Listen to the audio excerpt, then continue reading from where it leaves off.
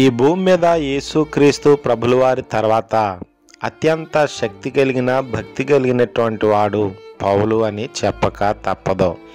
భూమి మీద అనేక మంది పుడతా వచ్చారు.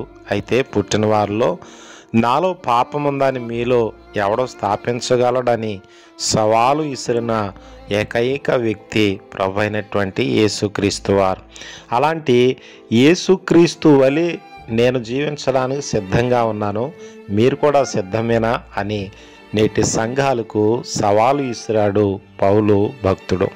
ఈ మాటలు వింటా ఉన్న మన యొక్క జీవితంలో చాలా విషయాలకి మేము సిద్ధం అంటా ఉన్నాం. అయితే ఏ విషయంలో మనం సిద్ధంగా ఉండాలని అడిగితే ప్రభు వలె జీవించడానికి, తదుపరి ప్రభు ఇచ్చే ఆ పరలోకాన్ని పొందటానికి మనం సిద్ధంగా ఉండవలసిన అవసరం ఉంది. బైబిల్ గ్రంథంలో 10 మంది కన్యకుల గురించి వింటా ఉన్నాం. 5 ఒక విధంగా సిద్ధపడ్డారు, మరొక 5 మరోలా సిద్ధపడ్డారు. చిత్రం ఏంటంటే వాళ్ళ వేష భాషలు, వాళ్ళ దగ్గర ఉన్న వస్తువులు అన్నీ ఒకేలా ఉన్నాయి. కానీ 5 పరలోకం వెళ్ళిపోయారు, 5 ఆగిపోయారు. ఈ రోజున భక్తుల్లాగా అందరం ఒకేలాగా ఉంటా ఉన్నా ఎంతమంది వెళ్తామో ఎంతమంది ఆగిపోతామో కదా.